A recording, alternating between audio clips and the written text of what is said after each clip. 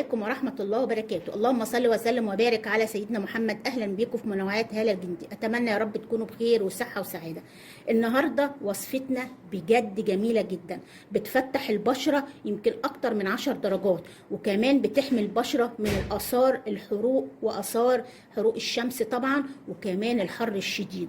كمان احلى حاجه فيها انها بتشد البشره، هتبقى بشرتك دايما شابه، بالذات لو اهتميتي بيها وداومتي عليها. ان ده كريم الحلبه. الحلبه ليها يعني ليها فوائد جميله جدا. بتبيض البشره، بتحمي البشره من اثار الحبوب، كمان بتحمي البشره من التجاعيد، وبالذات لو في تجاعيد خفيفه بتختفي تماما. اهي هناخد معلقه كبيره من الحلبه دي، الحلبه المطحونه هتلاقيها عند اي عطار. وهتحطي كمان حوالي، بصوا يعني لازم تغمرها الميه اهي.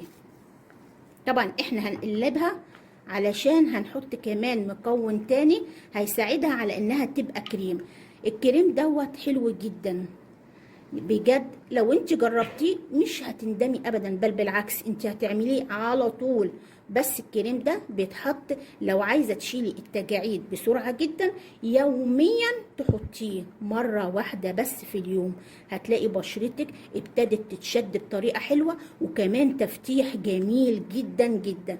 دلوقتي هنحط كمان مكون حلو جدا وهو النشا. النشا علشان اهي هي معلقه يا دوبه، وبعد كده اهو النشا ايه هنحطها طبعا على النار، وهنزود طبعا الميه شويه علشان عايزينه احنا كريمي اهي.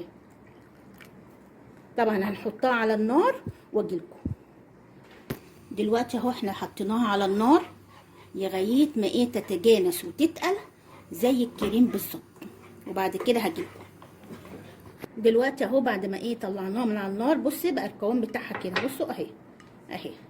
دلوقتي هنحط مكون حلو جدا بيعمل على تفتيح البشره وشدها وازاله التسبغات اللي فيها، وهو زيت اللوز ايه الحلو. بصوا هنحط حوالي معلقه اهي، بصوا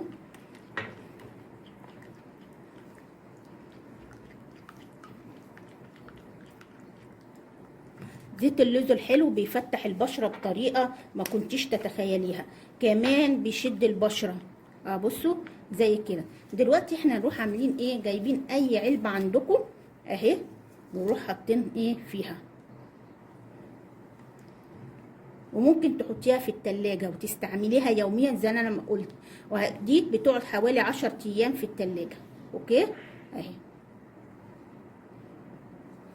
بجد حلوه جدا اهي. وطبعا هتحطيها في ايدك زي كده، بصوا اهي اهي، هتحطيها على وشك يوميا، وطبعا هتغسليها، بس يفضل انك تحطيها قبل النوم علشان تديكي ملمس حلو جدا. بصراحه حلوه قوي قوي قوي الكريم دوت. بصوا اهي. طبعا انت طبعا هتفركيه زي ما انا بفركه كده علشان تنشطي الدوره الدمويه وتحفزي الكولاجين. هتسيبيه حوالي ربع ساعه، وبعد الربع ساعه هتشطفي بشرتك كويس جدا. وبعد كده هو طبعا زي ما احنا قلنا بعد اي وصفه لازم تعملي تحطي تونر او مكعب ميه ورد علشان تقدري تقفلي المسام، وكمان ترطبي بشرتك كويس جدا، لان الترطيب هو اساس البشره النضره، وهي اساس ان ما يبقاش فيه تجاعيد اهو زي ما انتم شايفين. اتمنى يا رب ان ايه الوصفه والفيديو يكون عجبكم. لو عجبكم الفيديو ما تنسوش الاشتراك في القناه وتفعيل الجرس ولايكات كتيره حلوه زيكم، ونتقابل ان شاء الله في فيديو جديد وانتم في منتهى الصحه والسعاده. والسلام عليكم ورحمه الله وبركاته.